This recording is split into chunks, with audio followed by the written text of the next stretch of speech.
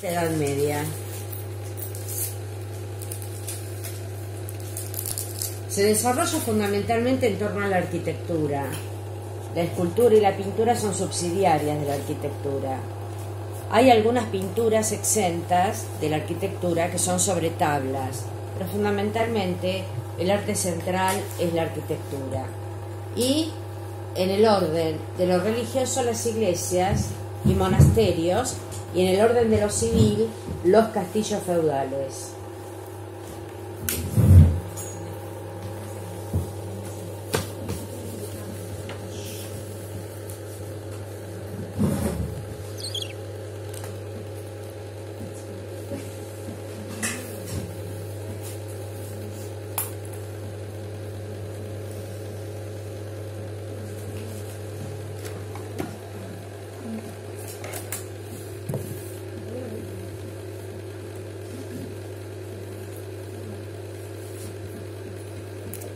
Queda puesto esto, querido.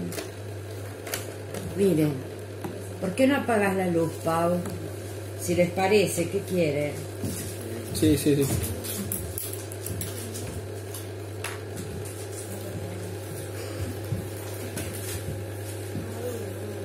Esta es una iglesia española, Santa María la Real, y pueden ver cómo la fachada es un libro en piedra, que es justamente la intención para evangelizar, puesto que la lectoescritura ha caído a partir de las invasiones bárbaro-germanas. En el pórtico, en el tímpano del pórtico central, tenemos el juicio final. Para aquí los que se condenan, para aquí los que se salvan. Perspectiva jerárquica. Cristo es el más alto. Y aquí arriba tenemos representaciones de los evangelistas en su forma simbólica de toro, león, águila y hombre. Es importante notar, miren esto, las estatuas columnas.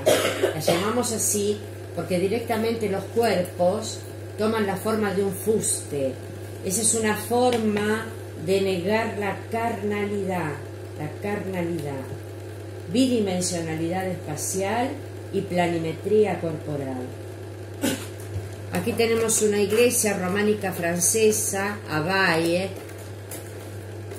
A-W larga Y-E,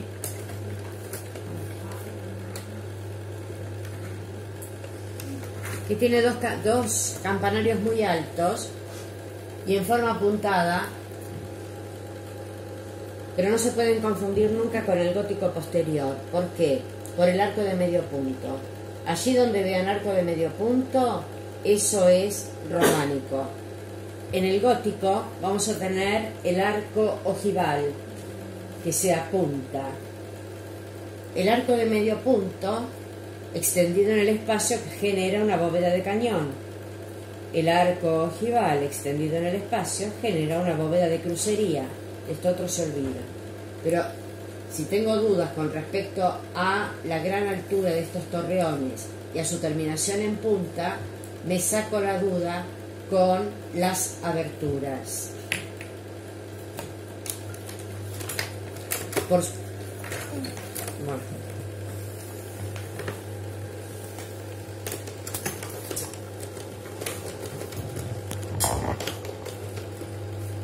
Les iba a decir que, por supuesto, vale acá. Todas estas construcciones son muchísimo tiempo después. Pensemos que las ciudades han caído completamente. Quedan alguna que otra ciudad sobre ruinas romanas. Va a volver a resurgir el burgo, que es la palabra latina para ciudad, en el 1100 en adelante. Y ahí surge el gótico. Entonces, fundamentalmente tenemos una ruralidad absoluta, una barbarización de las costumbres. La iglesia está frecuentemente aislada, porque aislados están todos. En este caso tenemos una entrada con arquivoltas, arcos que dan la vuelta, pueden o no tener esculturas. Cuando van en orden decreciente, la entrada total se llama abocinada. techo de tejas, y en el crucero o transepto se eleva el cimborrio, circular por dentro, poligonal por fuera.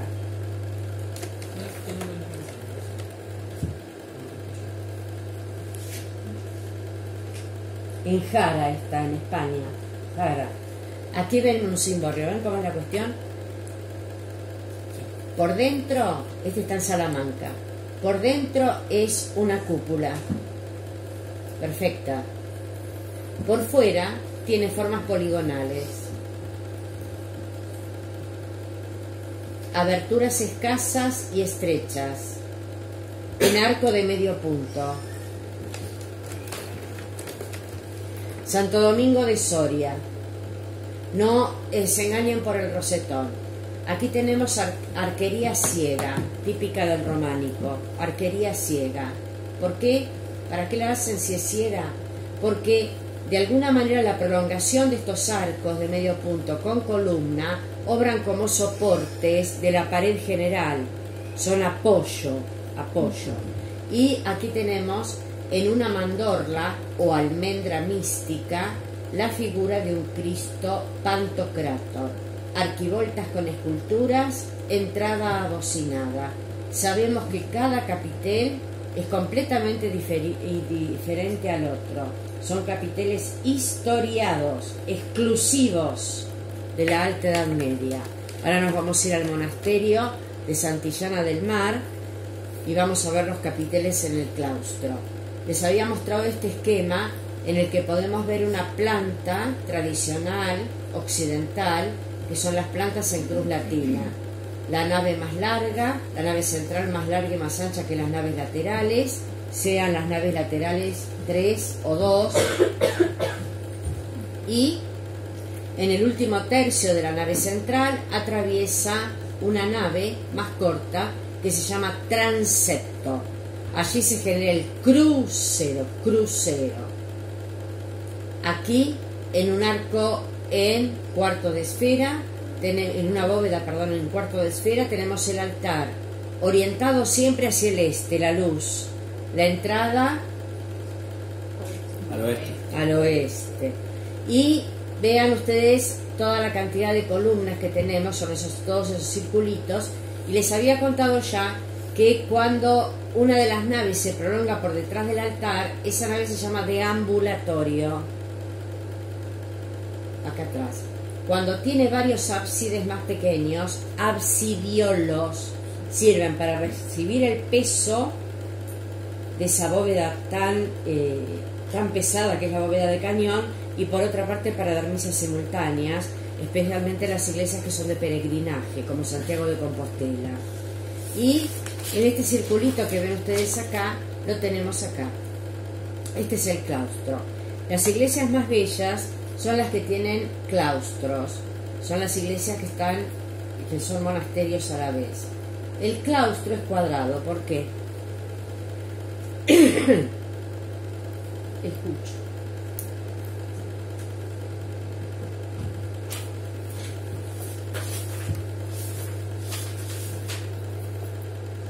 Ustedes saben que yo lo dije, ¿sí?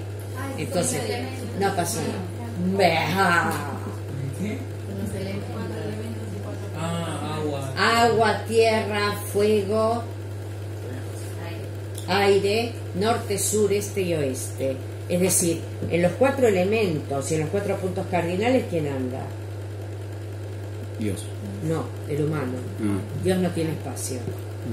La palabra para indicar que Dios está en todas partes y a la vez es ubicuo, la palabra teológica.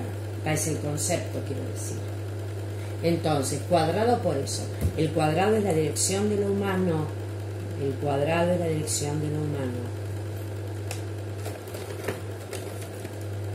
Aquí habíamos visto la entrada de la iglesia monasteria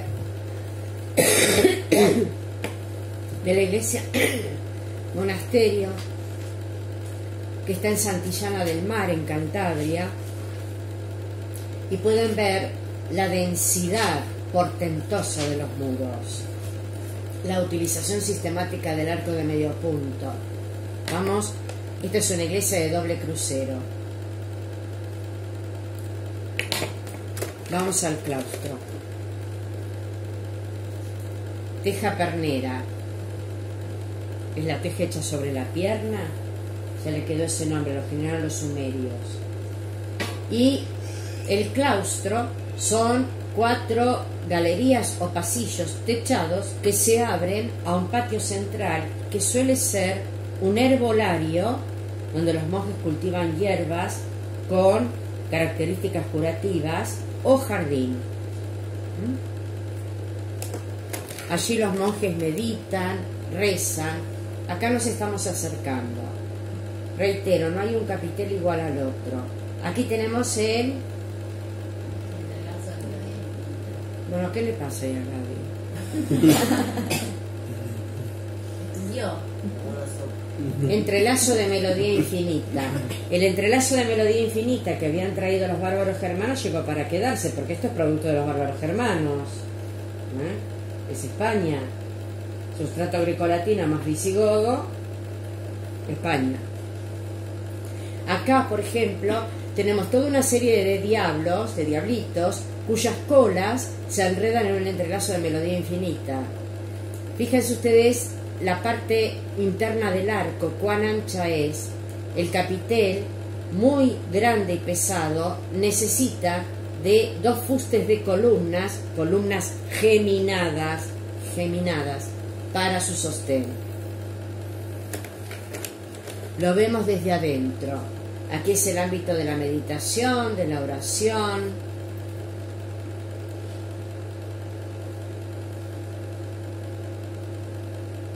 Y vamos a los capiteles.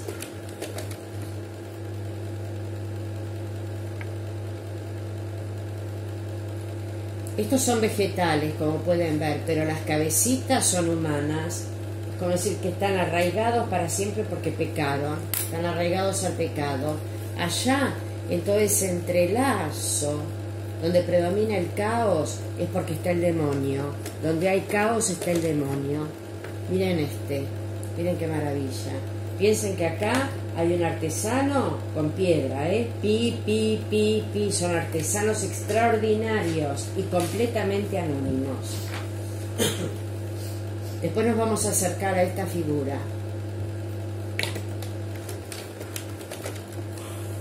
Miren aquí. Un señor feudal con cota de moalla, casco, ayudado por un ángel. Ven que el ala está para el otro lado, porque todo el capitel está trabajado. Aquí ha dejado su caballo, el señor feudal. El ángel le apoya una mano en el hombro, de manera tal que le da valor para atravesar con su espada a un espantoso demonio que se eleva en 2 patas y que lo hubiera deshecho. Miren aquí con qué claridad están poniendo todas las entrañas en piedra afuera. ¿Ven? El corte de la espada sacó las entrañas afuera. Que te quede claro, si estás protegido por la fe, todo lo podés contra el mal. Chan, chan. Aquí nos acercamos y vemos que son obras prodigiosas. Escultores magníficos, de una creatividad extraordinaria, muchas veces orientados en cuanto a la temática que tienen que tratar por los monjes. Estos tienen 1100 años encima. Miren este otro. Aquí el ángel, con toda tranquilidad, sus alas se adaptan al marco, importante. En el Renacimiento o en la antigüedad grecolatina, el marco se tiene que adaptar al humano. Acá las alas se adaptan al marco y está enlazando para terminar de destruirlo a este gigantesco dragón. El dragón de las leyendas del rey Artur y demás es medieval, es de la época medieval. Miren ese entrelazo de melodía infinita. Acá no hay molde, no hay molde para imprimir, no.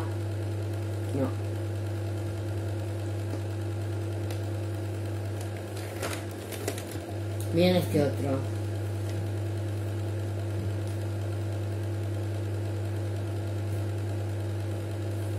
Teocentrismo, trascendencia y fe. El representar el caos implica, por la contraria, que hay una posibilidad de orden, y el único orden posible es Dios y la fe. Después el Renacimiento va a decir, si Dios está bien, la fe también, pero a mí déjame a mí con la razón. Dominio y disfrute. ¿Eh? Dominio y disfrute. Miren, ven la diferencia, les estoy mostrando un claustro. Aquí está el enfrentamiento de una forma de centauro, que son los apetitos desbordados, y un dragón.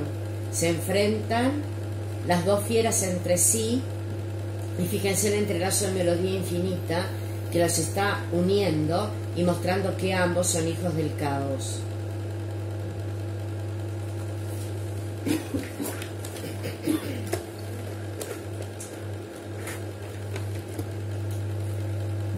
En esta, graciosa, acá la esposa se queda en el palacio feudal, en el castillo, perdón, palacio nunca, castillo feudal, y el señor feudal está llegando, ella se ha quedado, perdón, el señor feudal está llegando y se saludan. Son gratos a los ojos de Dios en tanto y en cuanto luchen contra el enemigo de la religión. ¿Que quién va a ser? El diablo. Musulmán. Los musulmanes.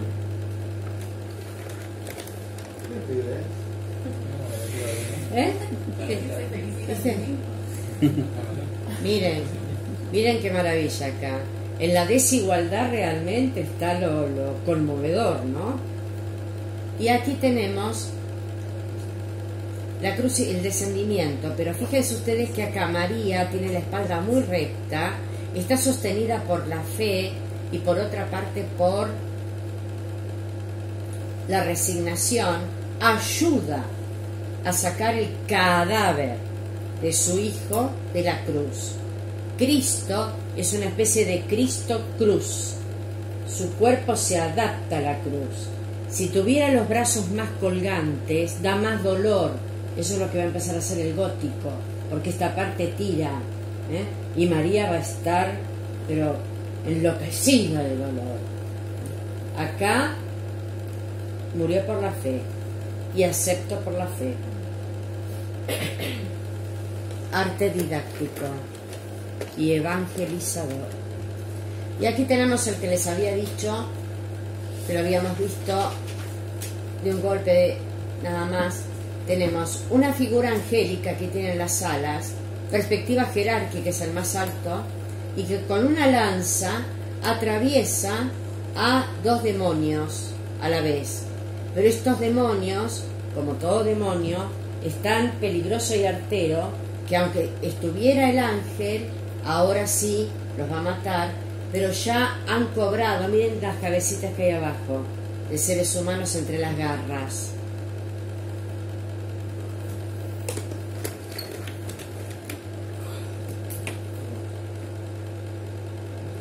Aquí tenemos una escultura, una talla policromada en madera de San Pablo.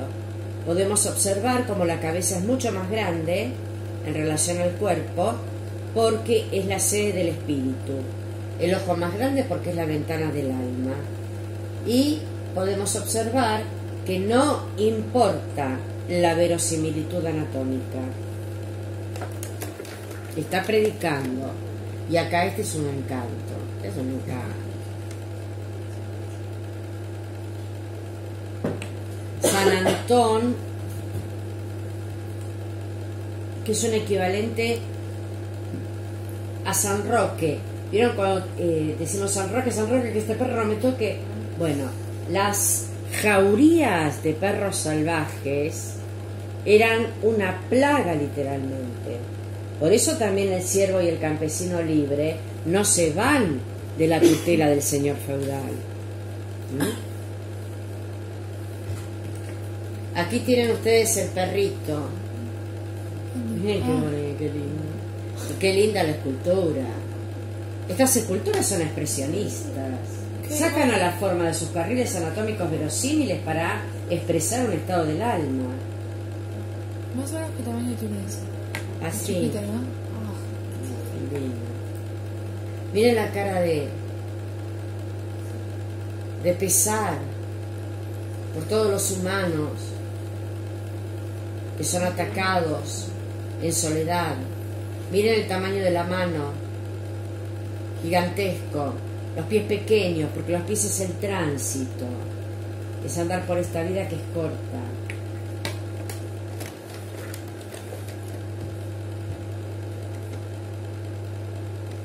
Entrada románica, arquivoltas completamente diferentes, trabajadas con motivos florales y vegetales o directamente entrelazos abstractos. Aquí tenemos un Cristo Pantocrátor en el centro. Esta columna central se llama parteluz, cuando divide la puerta en dos partes. Es muy grande, ¿eh? Por eso se ha practicado, ¿ven? Esta puerta, para que no tener que abrir toda la hoja. Y a los costados vemos las estatuas columnas. Ahora nos vamos a acercar. ¿Esto sigue siendo de Santillana? No, no fuimos ya. Ah, Miren la estatua columna. Acá está muy gastada la piedra, pero vean ustedes cómo el cuerpo se adosa al fuste. Esta está muy maltratada porque ven que los capiteles están muy desgastados y no se ve. ¿Ven? Estatua columna. Mírenlo bien porque después vamos a entrar en una serie de comparaciones con el gótico y las esculturas van a empezar a curvarse. Estatua columna. Queda perfectamente claro que son seres humanos con sus caras y el cuerpo se adosa como si fuera un fuste. Diferentes a las cariátides o a las atlantes, ¿no? Tal cual. Y aquí tenemos estas esculturas magníficas que están arriba de una serie de capiteles. Vean acá, qué interesante, cómo está hecho deliberadamente, cómo este santo cruza los pies, porque si no este pie sobresaldría y daría la ilusión óptica de un apoyo en tierra.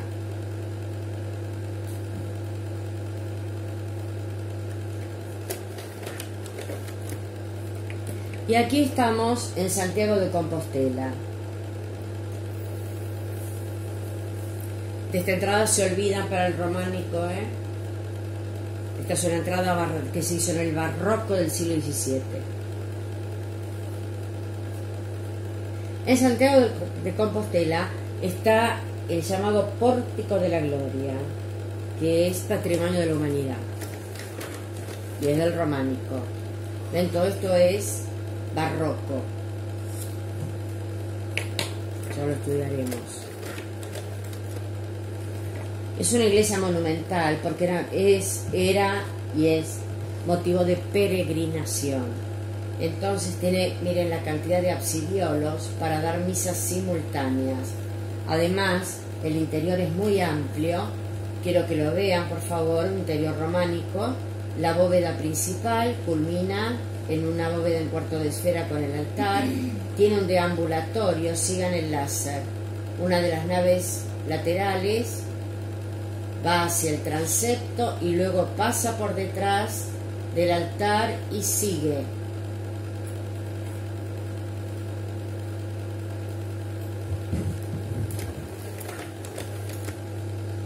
Esta es la parte románica.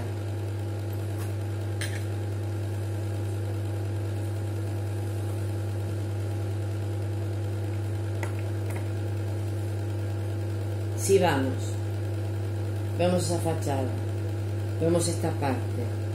¿Por qué podremos suponer que es románica? por la vecinada.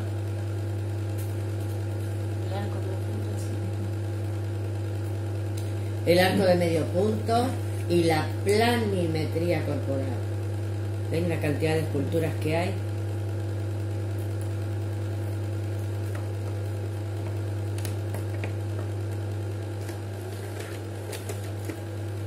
Este es el pórtico de la gloria.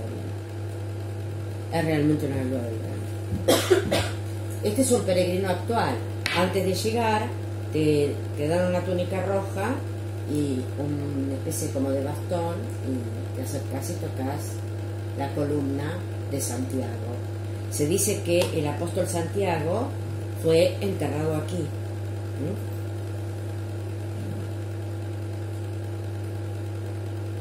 Fíjense ustedes el fuste de esta columna, cómo está trabajado. Los capiteles, por supuesto, ya saben que son totalmente historiados.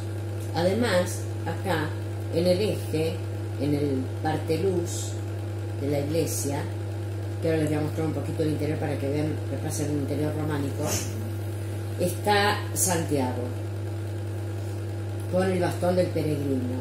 Por arriba de él, Cristo, en el momento del juicio final. Los que tienen una cruz, este sector, son los que se salvan. Los que están para allá, en forma inestable como cayéndose, son los que se condenan.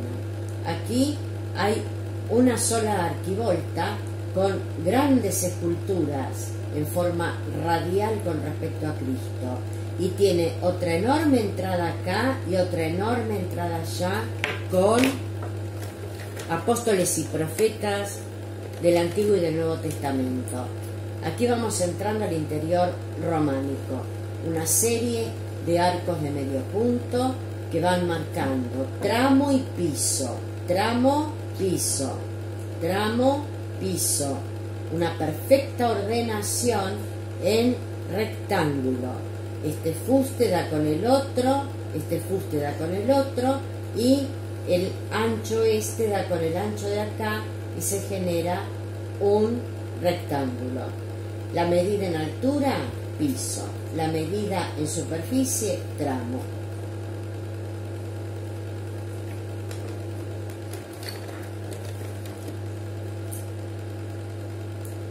Arcos de medio punto con dovelas de distintos colores. Se olvidan de esa parte de atrás, Eso tiene arco ojival, fue agregado después.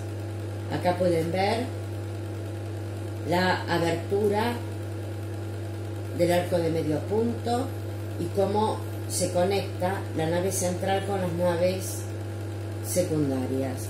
Luminarias altas y blancas, luz blanca.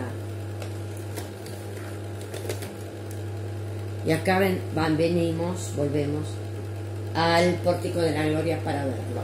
Fíjense aquí estos leones muy amenazantes que están representando, en este caso, cuando son tan feroces y diabólicos, están representando el mal, lo maligno, que está aplastado por la columna que a su vez sostiene a los patriarcas del Antiguo y del Nuevo Testamento.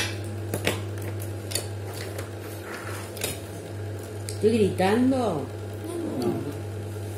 ¿Por qué? Siempre. Lo de siempre. Ah, grito. No, decimos. Lo que pasa es que cuando estoy empastada de moco, entonces el oído también me hace... Después estoy gritando como un... ¿no? ¿Hasta dónde puedas? Pero eso me quiso decir que...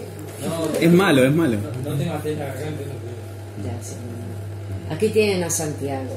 Fíjense que estas son piedras preciosas que están incrustadas en la piedra, y él tiene un rostro. ¿Qué hacen, chicas? Dejen el celular porque las voy a invocar una por una. Miren, aquí está en una actitud de éxtasis, como de comunicación con el más allá. No sentimos que esté mirando algo de la cotidianeidad. El bastón del peregrino y, por supuesto, no retrato. Porque el retrato es la individualidad, el retrato es consagrarse a lo humano. Acá está la entrada de Santiago. Para este costado tenemos esta otra entrada en la que aparece un ángel tocando la trompeta, y fíjense la adecuación de las alas al marco. Las arquivoltas son monumentales, con grandes esculturas, y aquí tenemos a los profetas.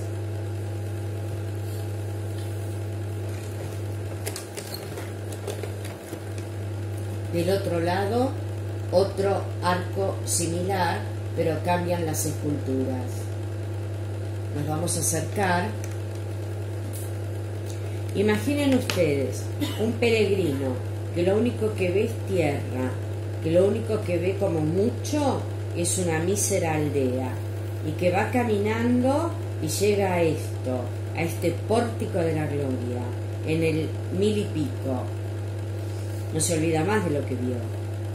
Entonces, el efecto didáctico queda completamente fijado, porque no es como en nuestra época. Tenemos que arrancarnos de nuestra época para poder entender la historia, el arte, de todo.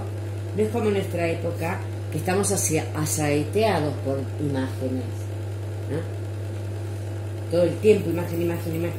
Ustedes piensan en ese hombre que...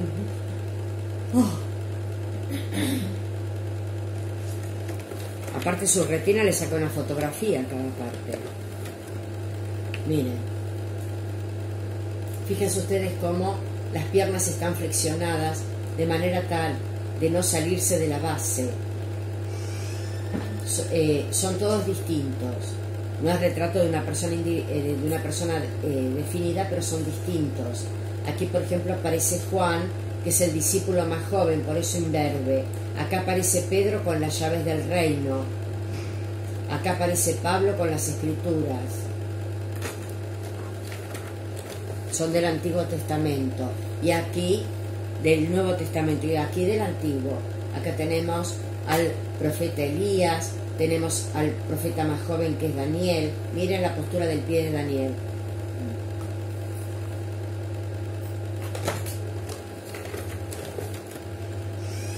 Isaías señalando. Abraham, los piecitos bien para abajo. Y Daniel, ¿por qué está sonriente? Por la felicidad de la fe y porque ha sido salvado en el pozo de los leones que se lo iban a devorar. Por la fe tan grande que tenía, empezó a levitar y no se lo comieron, según el Antiguo Testamento. Es el más joven de los profetas del Antiguo Testamento. Así lo vemos desde arriba. ¿Se imaginan ustedes lo que tiene que haber abajo para poder sostener este peso? Estos son toneladas de piedra.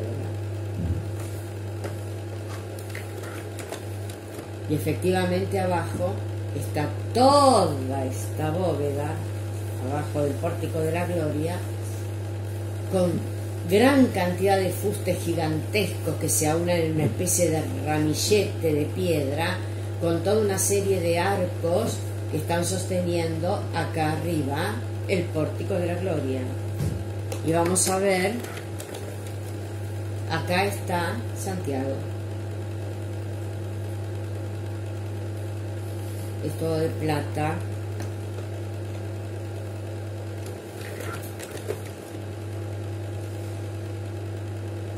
Un Cristo en una mandorla,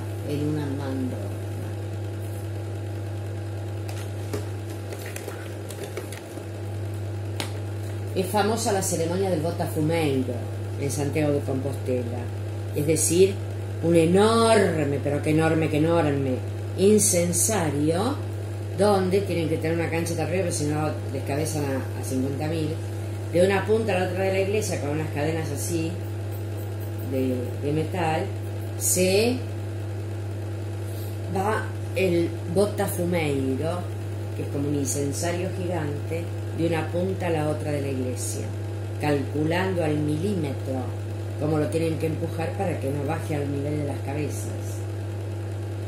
Aquí lo tienen el Botafumeiro. Este es uno que están llevando 2 peregrinos. Este es el más antiguo.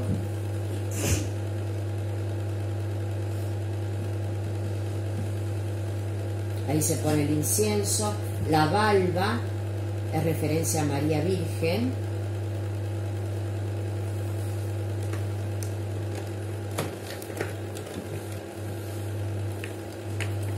Los castillos.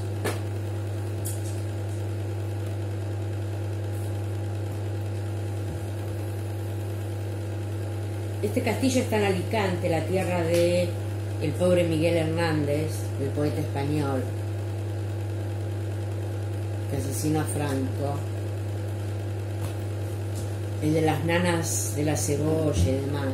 La dictadura, ¿no? Claro, lo tomó preso y estuvo preso hasta 1940. ¿No? ¿Eh? Contemporánea del Claro, Alberti. Alberti se pudo escapar. Claro.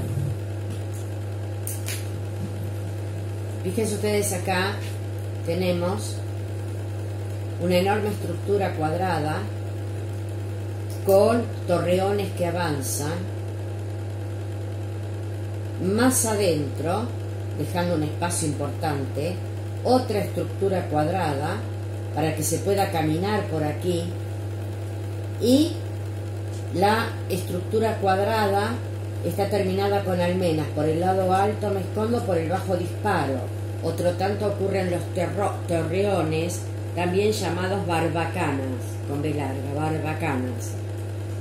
Ahí se apostan los vigías para ver si viene o una invasión o un señor feudal en pie de guerra. Todos los que fueron invadidos temen ser invadidos. Todos los que fueron invasores temen ser invadidos. Ellos fueron invasores. Son aquellos que ya están asentados, pero que un día entraron en el Imperio Romano y lo hicieron caer, los bárbaros germanos. Entonces, tienen un espíritu, por un lado, totalmente defensivo y por el otro lado, terriblemente agresivo. ¿No? Y finalmente van a tener razón. En el año 1000 viene una oleada que ellos van a llamar a los otros bárbaros, porque ellos ya llevan 600 años de asentamiento, de sedentarismo, de civilización. Esa oleada son los vikingos. Y acá arriba, en el corazón de la construcción, está la torre del homenaje. En la torre del homenaje vive el señor feudal y su familia. Estas casitas que están acá no se hicieron después, son simultáneas. Son las casas de los campesinos y de los siervos, que se amuchan en torno al castillo feudal. Trabajan de sol a sol a cambio de protección. Si viene una invasión o si viene un señor feudal a atacar, este señor feudal baja el puente, que es un puente levadizo, los deja subir a los siervos y campesinos, cierra el puente y ahí a aguantar el sitio. Ahí ayudan los campesinos y los siervos a la par del señor feudal, trabajan. Pero el campesino y el siervo siempre va a perder. Siempre van a perder. Ganen o pierdan. ¿Por qué? Van a ayudar tirando agua hirviendo, aceite hirviendo, alquitrán, una especie de alquitrán para los que están abajo, se imaginan, ¿no? Si llegan los otros a declararse vencidos y se van llenos de bronca, entonces van quemando todo a su paso. Así que cuando los campesinos y los siervos salgan, tienen todo quemado, la choza, todo absolutamente. Si pierde su señor feudal, pasan a manos de otro señor feudal, que ya tiene una bronca negra por todo lo que tuvo que batallar para ganar el castillo feudal, y él los va a maltratar el doble.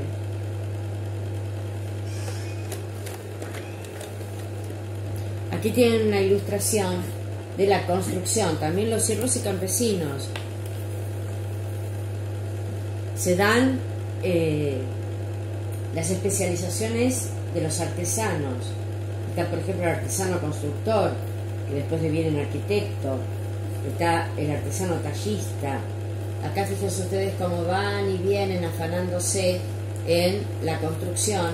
Acá tenemos el pozo por donde corre agua. Este es el puente levadizo.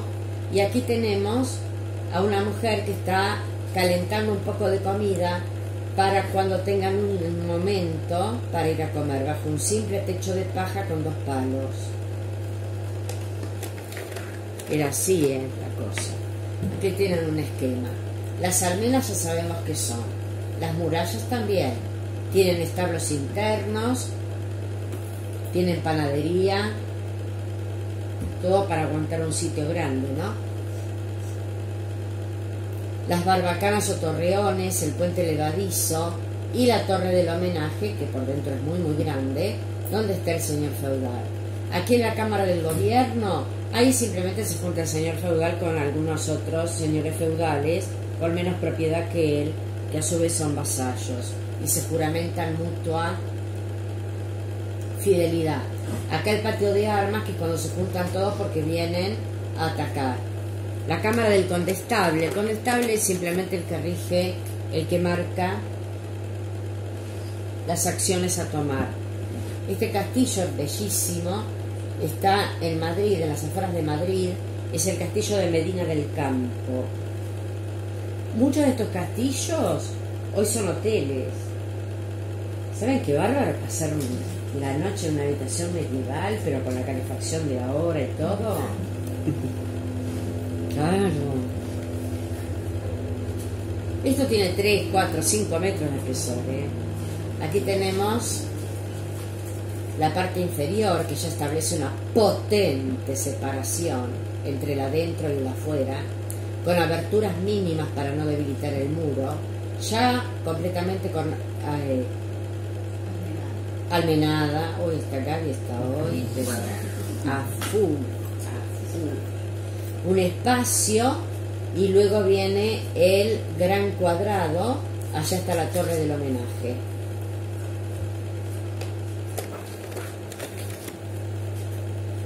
En la torre del homenaje está la alcoba del Claro, señor feudal. la sala para comer, etcétera. No solamente el alcohol.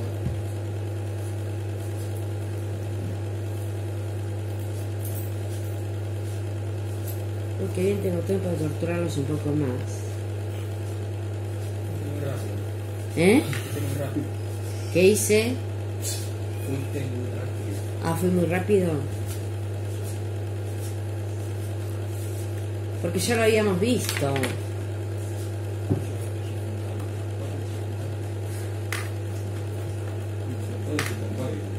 ¿Eh? Hay un jueguito que es todo así de castillo y todos nos acordamos de él.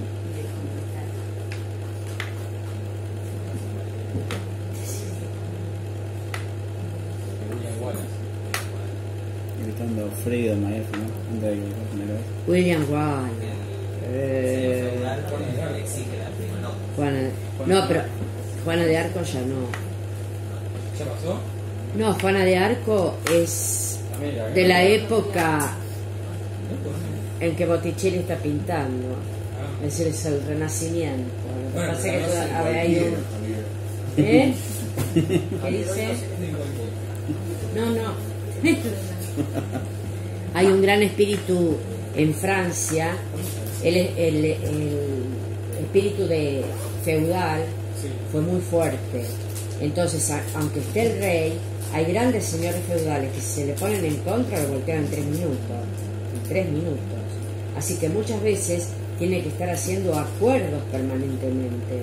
Y justamente Luis VI, que es el rey de Juana de Arco, era debilucho, era un perejil el tipo. Entonces, entre la madre y la mujer, que eran dos brujas, lo manejaban. La madre con sus amantes, la mujer con sus amantes, lo aconsejaban a él, hasta que finalmente tomó las armas esta campesina analfabeta. Tenía 15 años y era analfabeta. Siguió siendo hasta su muerte. Juana de Arco.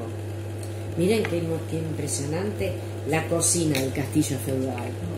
Miren la altura. Claro, porque si no se ahogan todos. La altura para que salga el humo. Y esas piedras ennegrecidas.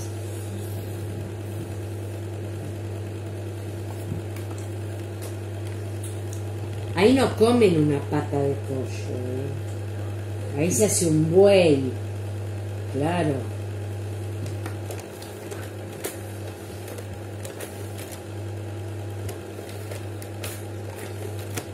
Este es el castillo de Buitrago, también en España, y acá pueden ver el agua que rodea al castillo, y por acá se bajaba el puente levadizo en el caso de peligro, la torre del homenaje.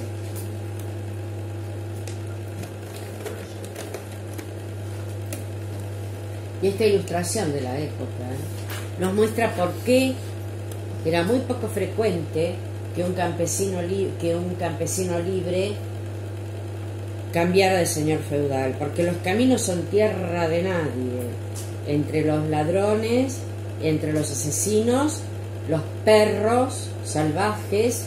Ven acá, le están sacando este trapo, más no tiene, este en cambio tiene acá, esta es la representación de que tiene dinero, esta bolsa en el cinturón, como una riñonera, pero para adelante,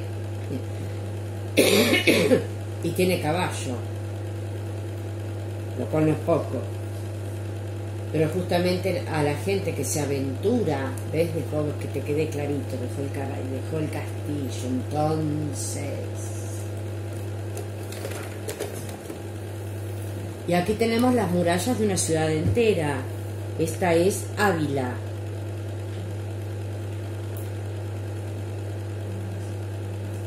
Son gigantescas, ¿eh? Mírenlas con respecto a una carretera actual. ¿Ven la carretera?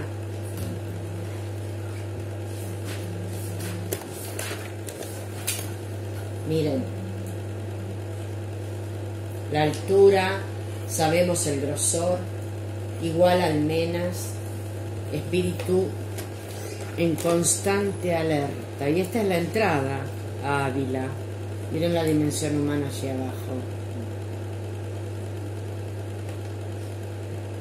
Podían aguantar sitios de 4 o 5 años, ser sitiados por otros. Aunque acá se las vieron negras. Acá tenemos un barco en Noruega.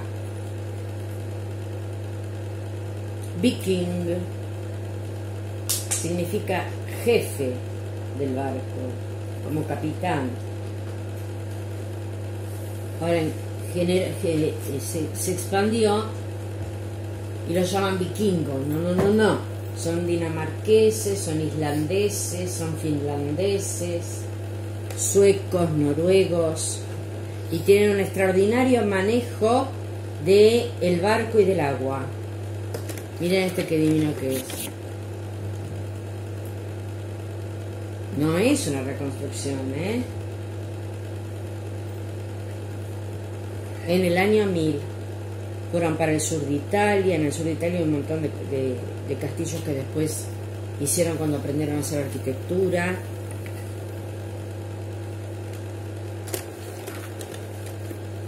Aquí tienen gente.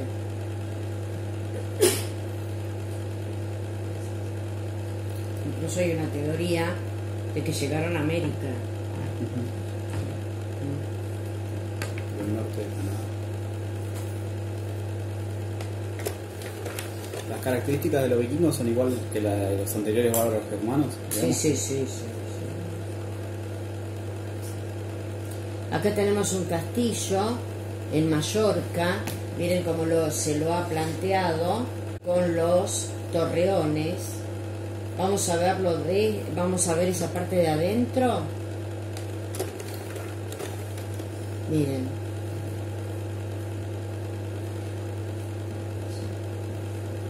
El aljibe, allá en la gran torre, el patio central, patio de armas, esa es la torre del homenaje.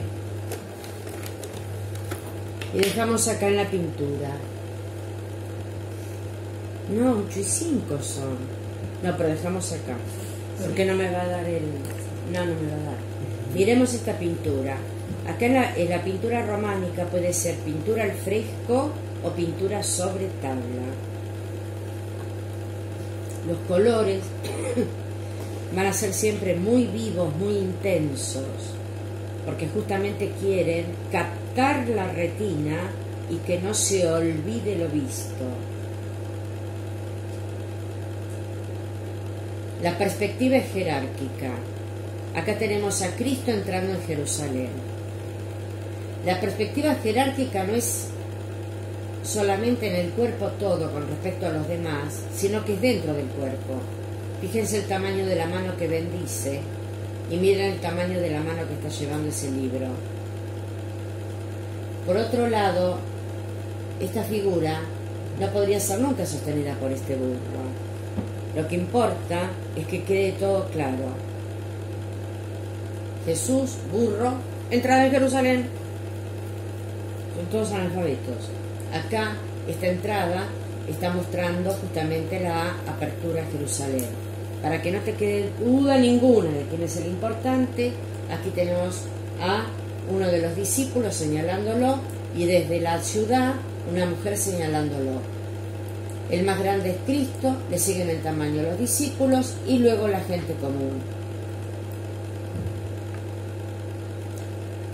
Hay grandes pensadores, filósofos, literatos y todo, pero digo, la mayoría de la gente aprendía en base a estas imágenes que, como pueden ver, están muy logradas porque son de una claridad extraordinaria. Nosotros las tenemos que explicar y estudiar, pero como ellos eran lo único que veían, una sola vez que alguien le dijera ese escrito de